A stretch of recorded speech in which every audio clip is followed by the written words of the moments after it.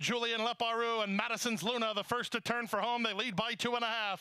Second is Tricks to Do. Sutash on the outside is the danger to the leader with an eighth of a mile now left to go. Madison's Luna has to kick away, and then kick away he does. Madison's Luna making his first start at Gulfstream, his first start against winners, and his first start in a stake, and he passes those tests, no problem, with a no doubt about it win in the Hutchison. He won by 3.5. Sutash second. Boy, was he good, Madison's Luna, and upsetting at 9-2 yesterday's 64th running of the Grade 3 Hutchison for trainer Philip Bauer. Keisha Courtney, Jason Blewett alongside as we settle in. A 12 race, a dozen on this Sunday card. Just 5 full days remaining here at Gulfstream in terms of racing cards, and a 90 buyer yesterday for that unbeaten 2-for-2 son of Tappet. An interesting trainer Phil Bauer saying afterwards the Pat Day Mile probably on the horizon for that son of Tappet, who was very impressive in his first start against winners. Even hearing Pete's call, it was a big ask for him, and he really stepped up to the task and was very impressive. Good run by Sutash as well, off of the layoffs in September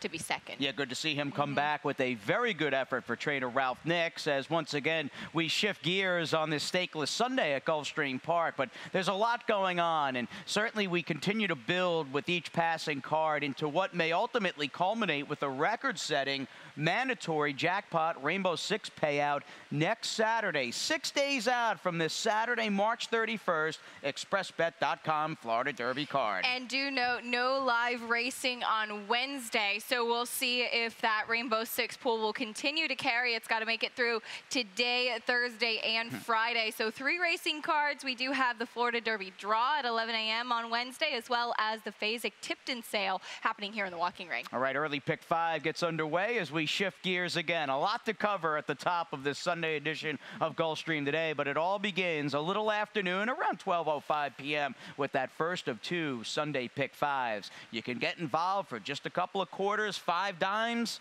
10 nickels, you name it. 50-cent early pick 5. Acacia will have a ticket a bit later. In fact, leg number 3 in that early pick 5 is our opening high 5. That's right. Any race with 7 or more betting interests is the high 5, and we do start that wager in race number 3 today. And with 12 races on the card, that means that we do have 3 pick 4s to offer this afternoon. The middle pick 4 will start in the 5th. And of course, the story of the day, as it continues to be, is that Rainbow Six. Jackpot carryover. We have not had a single jackpot payout since Sunday, January 28th, the day after the Pegasus. It was a mandatory pool. Pool was about 20 million, maybe a little over 20 mil. I think if this doesn't get hit between now and Florida Derby Day, we're going to set a new record here this meet at Gulfstream Park. Keep in mind there will be 7 stakes culminating with the Florida Derby just 6 days from now on that March 31st program. And again, we do it every day. We kind of go full circle with the second of 2 50-cent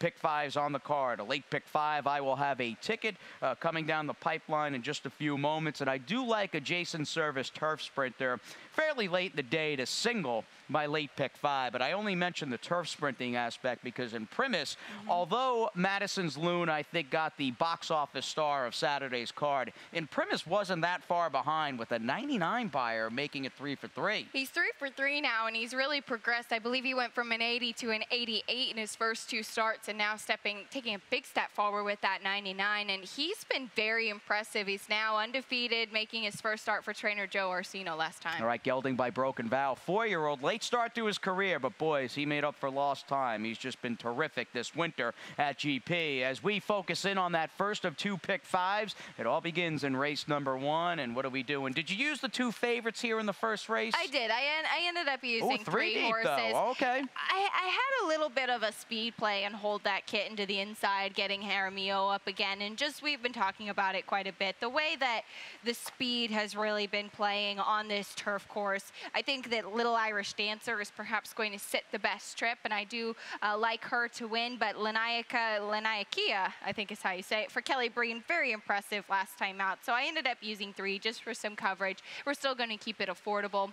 In race number 2, I'm using 2 horses. I like a little bit of an unknown horse for Alan Goldberg, an Offshore Trip, who's trying the dirt for the first time. And in the 3rd race this afternoon, going to go with the inside 3, you've got the drop-down runner Hidden to Win, and Milbra, who's just been so consistent lately. We'll see what we get from her once again. And in the 4th race, that's going to be my early pick 5 single. I just think that the Accuser, taking a drop in class, first off the claim for Jorge Navarro, getting Irad Ortiz, and the way that he's been working at Gulfstream Park West. Everything looks like it's all systems go. And then we close out the sequence with a nice maiden special weight race, 5.5 furlongs on the dirt. Yeah, that one for 3-year-old filly maidens, and I know trainer Ian Wilkes may have a lot to say in regards to the outcome with Everyone Loves Jimmy. Second time starting filly by Jimmy Creed, who was well bet and almost ran Too Good to Lose in her debut. An interesting trip for her, not your typical well bet firster, because she was far off the pace. And in fact, you will see a spotlight of her coming up a bit later here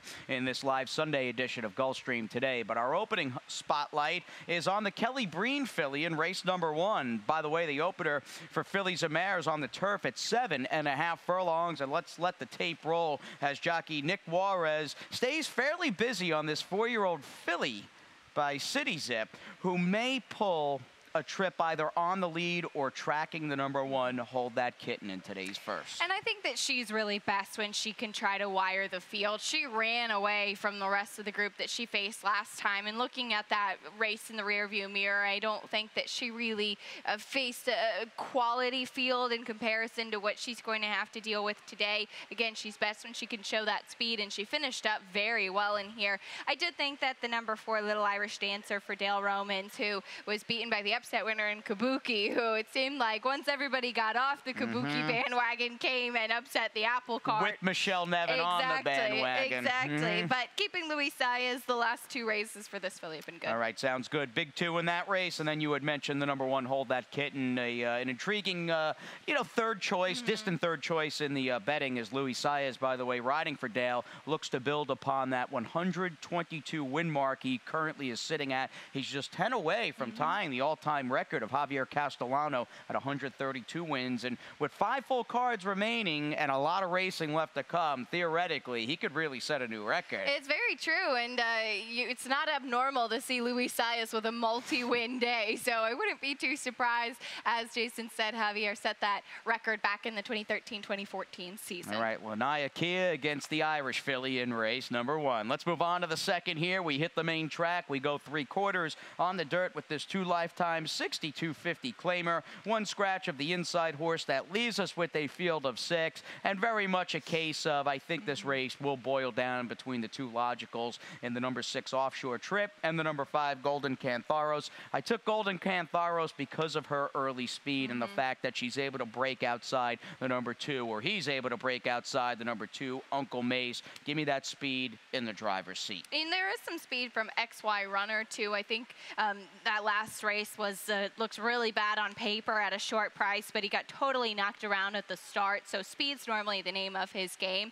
Offshore Trip intrigued me because I kind of wanted a fresh face in this race, and Golden Cantharos is a fresh face too, dropping off of the layoff and certainly sent out for an excellent barn in Gilberto Zerpa. But Offshore Trip, just kind of looking at the way that he's run, going to be trying the dirt for the first time. Only dirt race he's had was a wet fast track in his debut, so kind of an unknown, but I'm just going to hang my hat on the Alan Goldberg bandwagon. All right, good connections there in race number 2. As we move on to Sunday's 3rd, we stay on the main. We'll go 6.5 with these older filly and mare 62.50 claimers. And in judging from that short comment you had in your early pick 5 playing, do note, by the way, you can put Irad Ortiz Jr. on the number 6 Loving Valentina, so that might enable her, or certainly give her a little more tote support in the win odds department. But judging from your early comment in the pick 5 on the 3 Milbra, we viewed this this just really likable, honest, salt of the earth, blue collar filly in the same fashion, because she's just there.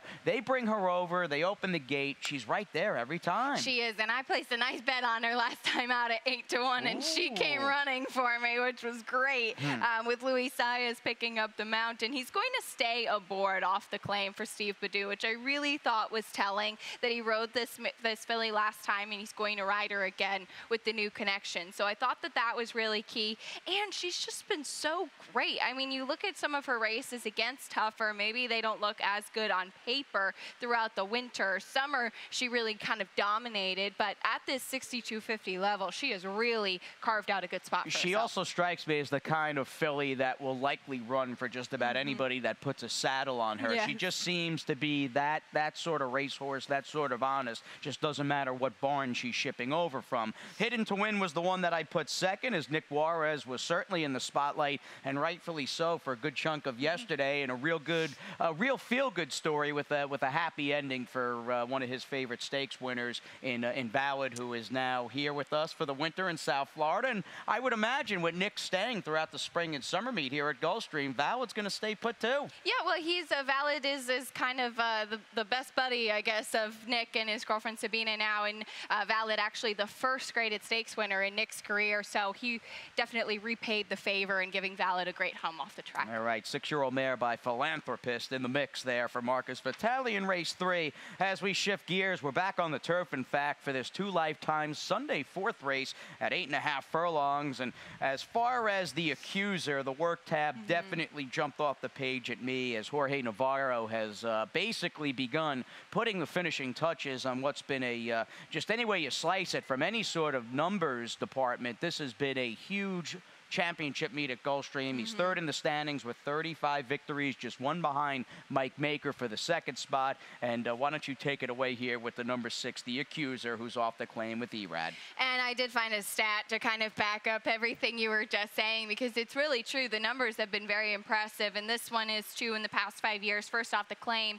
going from dirt to turf. He's 21% and 47% of the time in the money.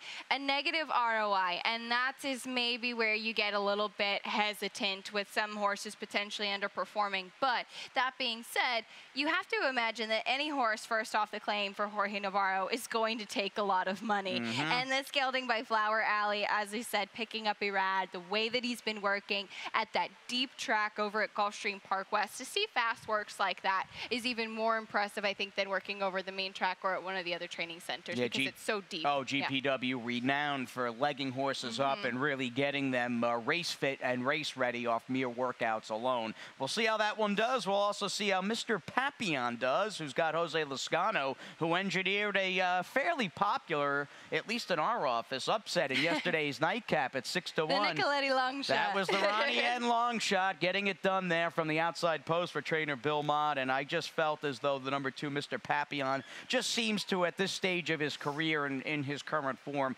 just seems to fit this 2 lifetime 16K claiming condition like a glove. And he just seems like again, a very reasonable, logical player on paper. And I see we both have the 3, Dependable Phil in the mix, named for Phil Janak, who's also, speaking of our office, one of our favorites there. That's right, a horse we always root for too, but clearly they're just kind of going back to the drawing board with this horse. Blinkers come right back off, and he goes back to the turf. As we get on to race 5, and we go back to the beginning here as we close out. We started the show with your pick 5, and we will end the early Sunday 5 on the main with a 5.5 furlong maiden special weight. These are 3-year-old fillies, and certainly a noteworthy trip first time out for the number 6, Everyone Loves Jimmy, who ran a big race. And what struck me, 7-horse field or not, for an Ian Wilkes firster, she was bet off the board at 9-5. And we'll show you that race, in fact, and this wasn't, again, your typical 9-5 good thing, bet out, super live first-time starter that just showed big early speed and was cut down late.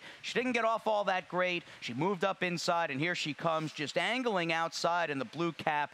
Ultimately, she won't. If we can just freeze it there, take a look at the number 1 horse, Sean's Idea, 35-1, and here comes Everyone Loves Jimmy, falling just a stride or so short of upsetting a winner who paid about $75 in that race. We'll let it roll down to the finish line, but I think by any measure, a very good debut going this 5.5 furlongs. It was, and I had made a note of her as a horse to watch next time out because I thought it was a really impressive race. It kind of gave me a little bit of a reminiscent to Salty, who was second at such a big price, actually first time out for Ian Wilkes before she moved to the Cassie barn. But I thought that this one, interesting that she took so much money as well, and definitely coming back, you have to respect her.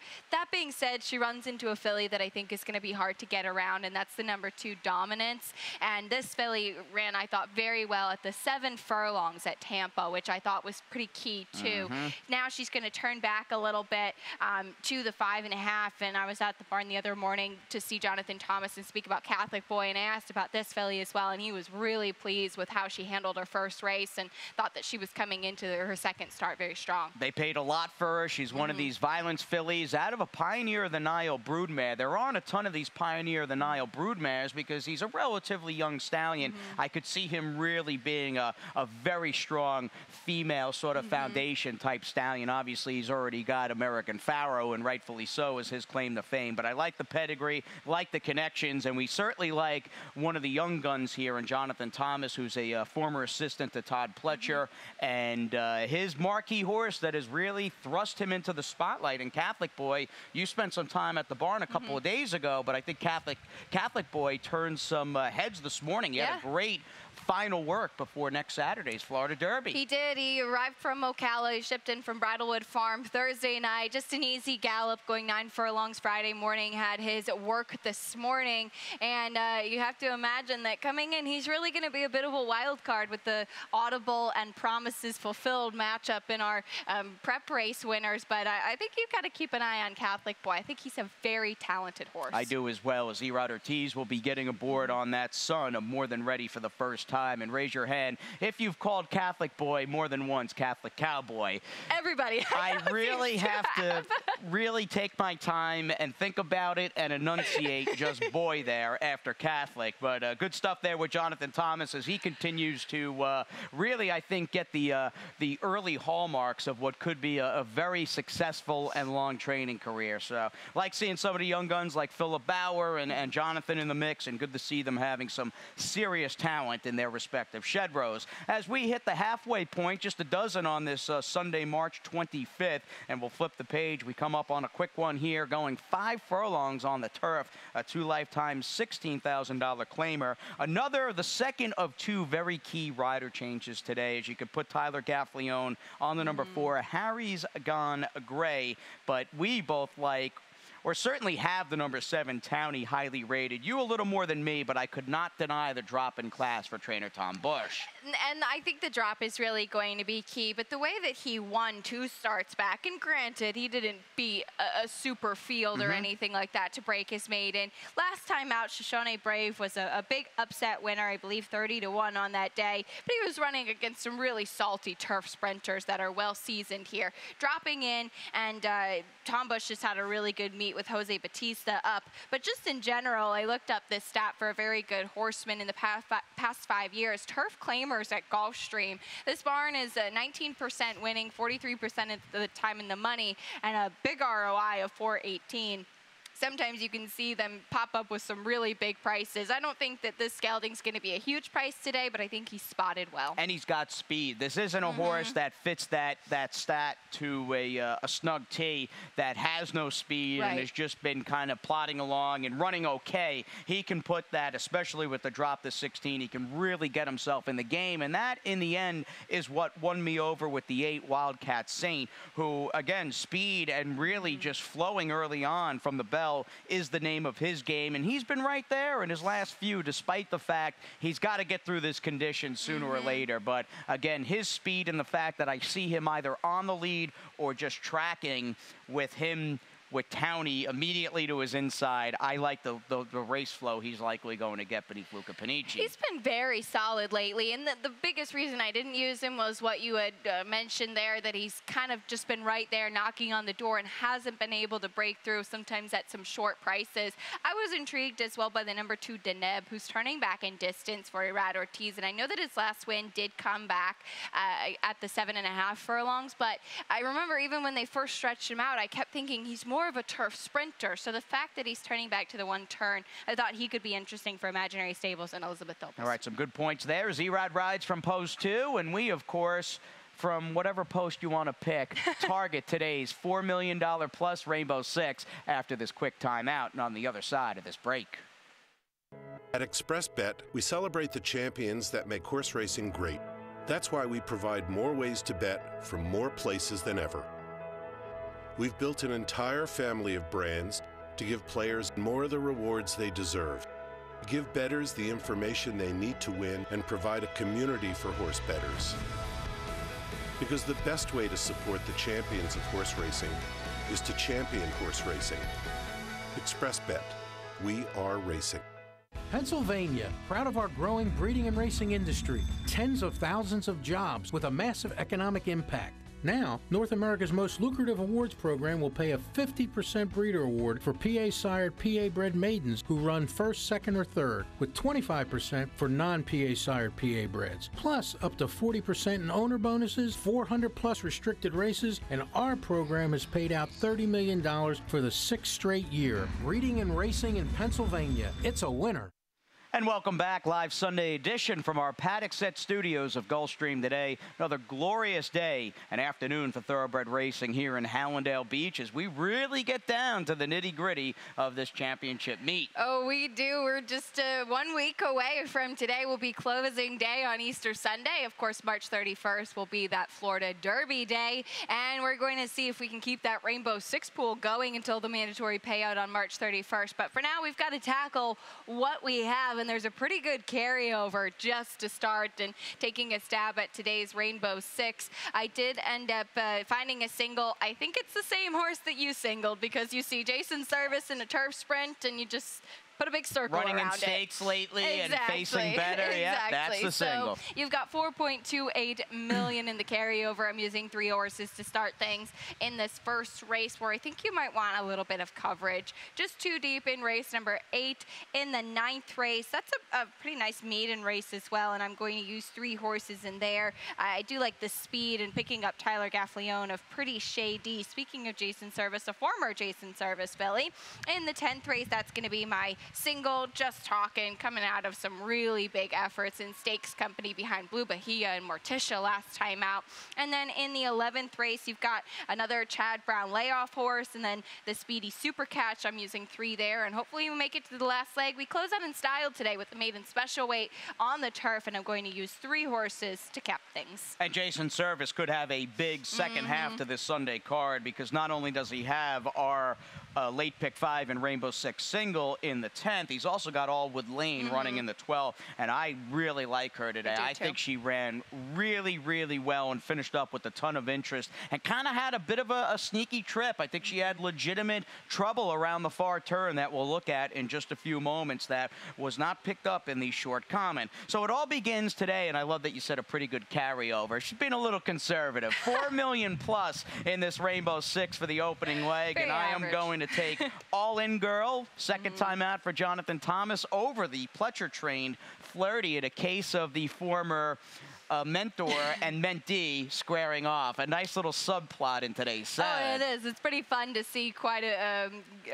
bit of action here for the 2 of them because they probably will have the 2 favorites in the wagering too. Louis Sias aboard Flirty, and Flirty was taking a big drop last time to the 12.5, and she didn't show up as much as I would have liked. She was an okay third, and I think it's worth noting Dancing Donut came back to run poorly in her next start. So I did veer away from her, just moving a little bit conservatively. It did use her in the Rainbow Six, though. That's why you give the edge, I think, to All In Girl. It's hard, and Flirty makes a lot of sense, and none of us will be surprised if she makes amends here. But looking at just for the right reasons and the obvious reasons, All In Girl, second time out in from Tampa, good race going, relatively speaking, at 5.5. We both gave her the edge to get it done in the opening leg of Sunday's Rainbow. That undoubtedly continues with the 8th today as we are on the turf at 7.5 furlongs. Older filly mare claimers kick off that opening leg of Sunday's late 5, and I'm going to use, like many, I think just the 2 favorites here to start, an $18 late pick 5 ticket that down the line as that good-looking Jason Service turf sprinting filly singled. She's been really good this meet, and she's the Sunday single. I like Luis Saez, quite obviously, getting back on the 3 Athira for Angel Rodriguez. And Athira, as it stands, will face one of her recent old stablemates in the 6 Plein Air, who's looking for that hat trick. She's won her last couple, and she'll try her luck for Armando de la Cerda. The 9th race is a bit of a survival race. You got to get through there because you've got a Pletcher Rapoli Saez firster by Bernardini on the rail in for 50 first out, running against kind of a nondescript field in terms of the many horses who have run and not particularly run anywhere that would be worth noting. So I'm going to go 3 deep there and just hope for the best. Aforementioned single of Just Talking as I continue to talk in race number 10. The 11th today, our final dirt race, Acacia, on this penultimate week of racing this meet, is a very good one, going a 2-turn mile. Yeah, it certainly is. The last couple of races to close things out are really strong, and as I mentioned, you've got another Chad Brown runner coming off the layoff. Take Your Guns was last seen in the Grade 3 Peter Pan. He's got some pedigree and certainly connections to fall back on as he jumpstarts his career again. And 3 deep, 4, 5, and 8, Heidi Ho and Aldwood Lane out of the same race. And I also backed myself up towards the outside with the prospective filly who was tipped out and bet out going back to November over at GPW. She was talked about it being pretty fast and pretty talented. Maybe switching to the turf second time out will be what she needs. But again, it all begins this late pick 5, obviously in the 8th race. And let's just give you a little look at the number 6 Plein Air. Nothing really to see other than the fact you've got a filly by Lonhro who has hit her best stride on this turf course this winter at Gulfstream. And this is a good spot to step up and see if she can win 3 in a row as she steps out of this restricted 3 lifetime claiming condition. She is taking a step up in class. It's a great point to note. And you say, well, she got the non-winners of 2 and then the non-winners of 3 so easily, and now she has to face Open Company, which on paper doesn't look like it's going to be that tough, but it is a step up that she's going to have to face another hurdle. She'll get Edgar Perez aboard, which I have no qualms about. I think he's a very talented rider, and especially on horses that have natural speed. Yeah, he's racked up some wins, had a 2-win day either Thursday or Friday afternoon, and with very little fanfare. I mean, in the pecking order and the hierarchy of this colony, it's so deep, a new face, and I think he more or less plied his trade in Ohio, won a races. I think in the Midwest and probably with Armando. Ohio-ish, yeah. So, but he could be a rider that could really make some inroads here this coming spring and summer at Gulfstream. And Athira, again, just makes a lot of sense as she's got that win 2 back. And she does. And not to belabor the point with Plein Air, but I did find a stat on Armando de la Cerda just to add a little more food for thought. We're all about giving you all the information. I like her even more now. There you go. First off, the claim on the turf, because he's 25% and 50% in the money, which I thought was kind of incredible and worth showing. Absolutely. Armando with 21 wins at the meet. Does a good job, and his stable seemingly wins with all types of horses. As we move on to race number 9, these are 50K maiden 3-year-old filly claimers meeting at 3/4 on the dirt. There's not much to really sink your hat on. It's a case of either, and maybe a case of both, either just going with the one perfume lady like I did for, you know, my good buddy Mike Rapoli and Pletcher and Saez from the rail, or more or less just predicting or guessing which one of the second-time starters or even third-time starters, in your case, like Pretty Shady, might take a step forward today. The biggest thing with Perfume Lady, and you mentioned this was a $140,000 daughter of Bernardini, and she's in for the tag first time out, and she has the rail post position to deal with. So I certainly used her, and I respect the connections, and I think that she could definitely be live. This will be a race where I think it's really good to pay attention to the tote action and who's being bet and how they're acting in the paddock beforehand. But I just went with the speed, and I think that Pretty Shady picking up Tyler Gaffalione is really key too. She debuted for the 12.5, and off the claim for Louis Duco stepped up to the 50,000, which was I thought a big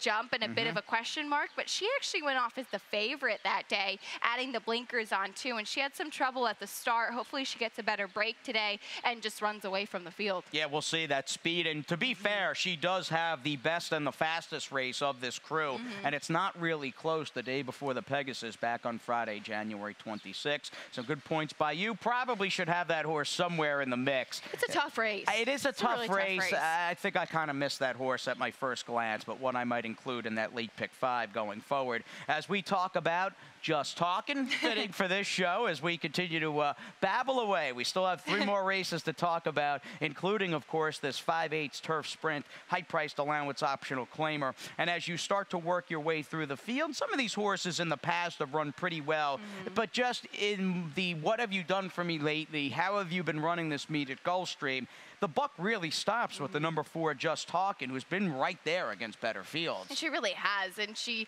ran last time out. Blue Bahia and Morticia are 2 very quality horses, and beaten by her stablemate in Blue Bahia last time out, who was really sitting on a big effort.